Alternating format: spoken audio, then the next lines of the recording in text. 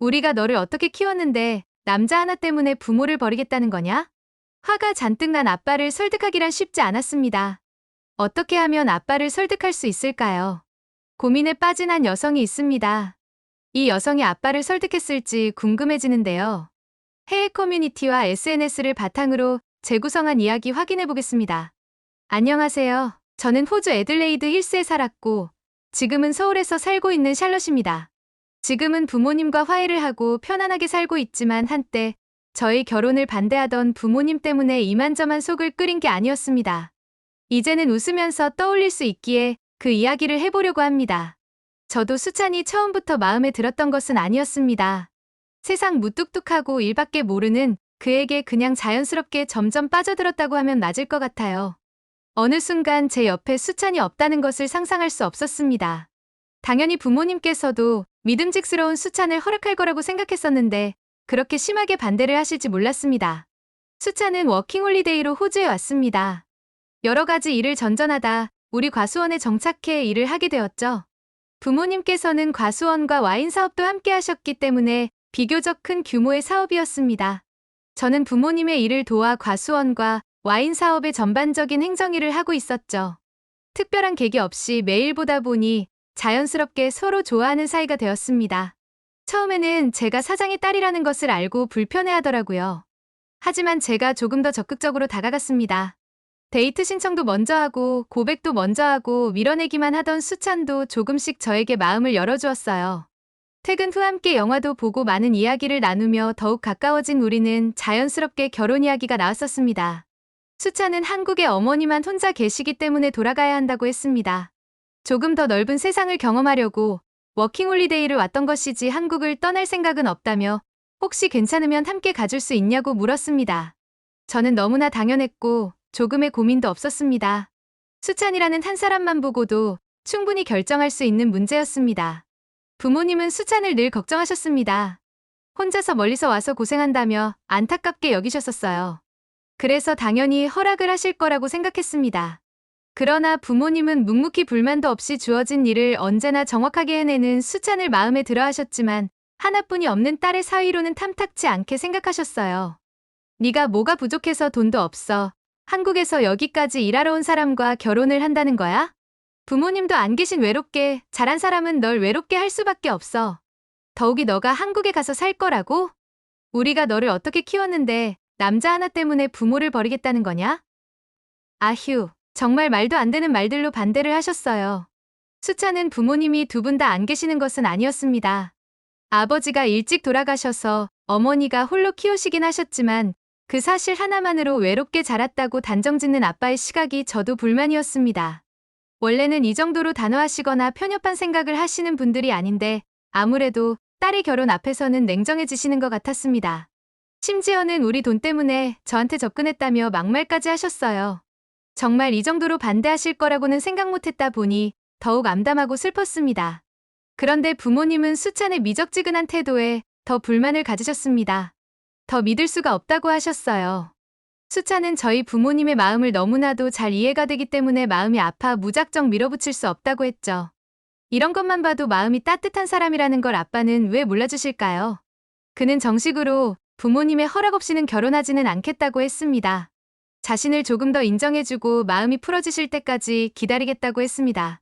그러던 어느 날 수찬은 급히 한국으로 돌아갔습니다.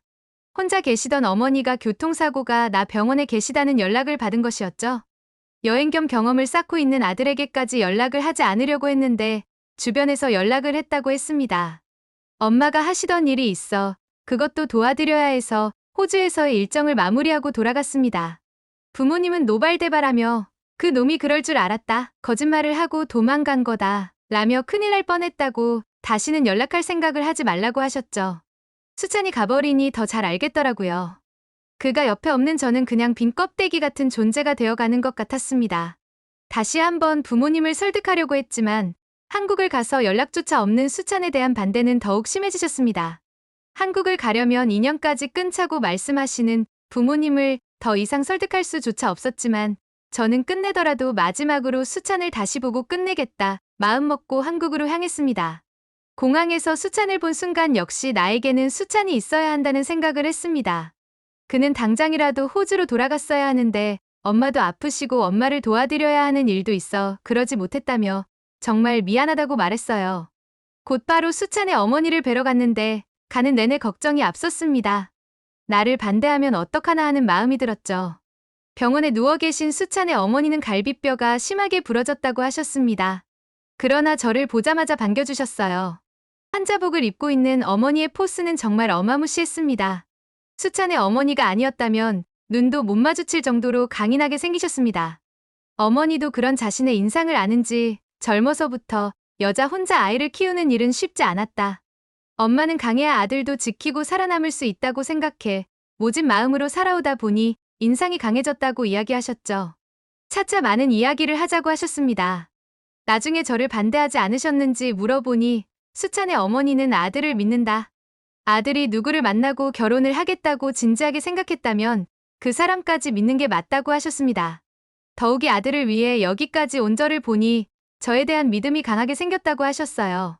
그렇게 한국에서의 생활은 시작되었고 몇 개월이 순식간에 지났습니다. 수찬과 함께하는 매일매일은 행복했습니다. 하지만 마음 한켠은 호주에 계신 부모님 생각에 늘 좋지 않았습니다. 저희 마음을 잘 알고 있던 수찬은 조만간 함께 호주에 가서 부모님을 모시고 오자고 이야기했습니다. 그러나 우리는 그렇게 할 수 없었죠. 우리에게 아기가 찾아왔고 기쁜 소식에 매일이 행복했지만 임신 초기부터 있었던 유산기에 저는 거의 매일 누워 있어야만 했습니다. 입덧으로도 엄청 고생을 하며 사람 몰골이 아닌 채 살아가야 했습니다. 아기가 뱃속에 있고 힘듦도 참아내며 아기를 지키고 있으니 그제서야 부모님 마음을 조금 더 이해할 수 있을 것 같았습니다. 그랬더니 부모님도 보고 싶고 그날 그렇게 떠나온 뒤로 연락도 드리지 못했던 제가 부끄럽고 죄송했습니다. 그날 수찬의 품에 안겨서 얼마나 울었는지 그래도 울고 나니 속이 편해졌던 것 같아요. 다행히 시간이 지나 아기가 뱃속에서 안정감 있게 지낼 수 있게 되어 안심을 하고 있던 어느 날 경비실에서 다급하게 호출이 왔습니다. 어떤 분들이 찾아왔는데 확인 좀 해달라는 것이었습니다. 로비로 내려가서는 저는 정말 놀랐습니다. 화가 잔뜩 난 부모님이 계셨기 때문이죠. 그런데 조금 어안이 벙벙해져 계신 느낌이었습니다. 빨리 집으로 모시고 들어가 소리를 지르며 엄마, 아빠에게 안겼습니다. 부모님은 저를 데려가기 위해 한국에 쳐들어왔다고 하셨죠. 임신 초기에 누워만 있는 게 너무 힘들어 호주에 있는 친구에게 울면서 하소연을 했던 적이 있는데 그 친구를 우연히 만나셨다네요. 그 친구에게 제 이야기를 들으시고는 바로 비행기 티켓을 끊고 한국으로 날라오셨다는 것이었습니다. 제가 울었다는 이야기를 전해 들으신 부모님은 그럴 줄 알았다며 힘들게 살고 있을 줄 알았다며 속상해서 며칠을 두 분이 술만 드셨다고 하셨어요.